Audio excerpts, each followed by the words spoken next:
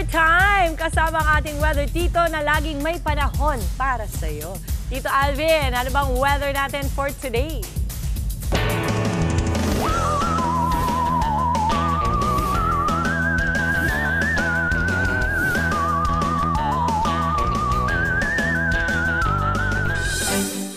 Good morning Mama Dims at good morning mga kapatid. Ulat panahon po muli tayo ha.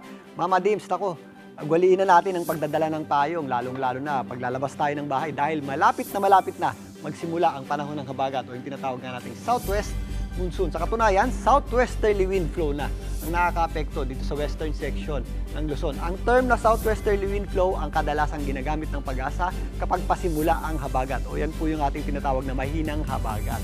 Yan po ay hinihila o pinapalakas ng low pressure area sa labas ng ating Philippine Area of Responsibility.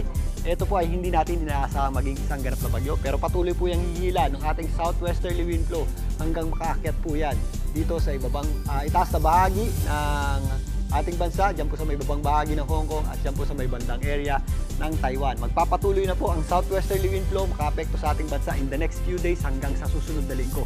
Hanggang mapuna ng Pag-asa ang mga sapat na dami ng pagulan para masatisfy yung criteria nila. If ever yan po ay pagpapasimula na ng ating habagat or southwest monsoon. Ito pong ating southwesterly wind flow ang magdadala ng mga possible na scattered o kalat-kalat na pagulan dito sa western section ng Luzon. Katunayan, kahapon nagkaroon tayo ng malawakang mga pagulan at thunderstorms dito sa ilang areas ng La Union, Pangasinan, Benguet, kasama na po dyan ang ilang bahagi ng Ilocos. Yan po ay magpapatuloy ngayong araw hanggang sa darating na weekend. Posible po yung ating mga afternoon showers at thunderstorms. At kalat-kalat po ito dito nga sa western section ng Luzon, ang areas ng Ilocos region, kasama na po dyan ang La Union at Pangasinan, maging dito sa area ng Zambales at Bataan. Mas mainit at malinsangang panahon naman ang ating aasahan sa natitirang bahagi ng ating bansa. Dito po sa Metro Manila, ganun din po ang ating aasahang panahon. Maliwalas ang panahon sa umaga at tanghali, mainit pa rin at mataas ang ating heat index. Pero bandang hapon, mas nagiging maulap po ang ating panahon at posible po yung ating mga pulu-pulong pag-ulan or thunderstorms. Ito yung biglang buhos ng mga dagliang pag-ulan kaya ugaliin na po ang pagdadala ng payong at mas mapapadalas na po yan habang unti-unting lumalakas pa itong ating southwesterly wind flow hanggang pumasok na ang panahon ng habagat. Nabawasan naman ang ating pag-ulan dito po sa malaking bahagi ng Visayas dahil medyo mataas yung concentration o yung ating axis ng southwesterly wind flow. Pero again, posible pa rin po yung mga isolated o localized na pag-ulan o thunderstorms sa dakong hapon at gabi, particularly dito sa ilang areas ng Bohol, kasama na po dyan ang Negros Island.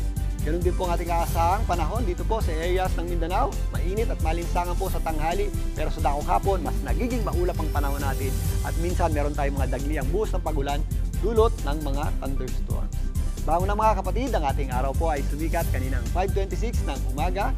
Mahaba po yung ating daylight hanggang sa June 21, yung po yung ating longest day o yung pinakamahabang araw natin. At muli po yan lulubog mamayang 6:21 ng gabi. At yan muna ang latest sa ating lagay ng panahon.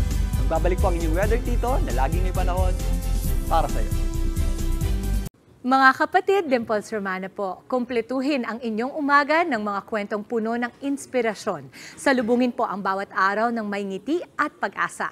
Kaya't mag-subscribe na po at mag-follow na sa aming social media pages ng News 5.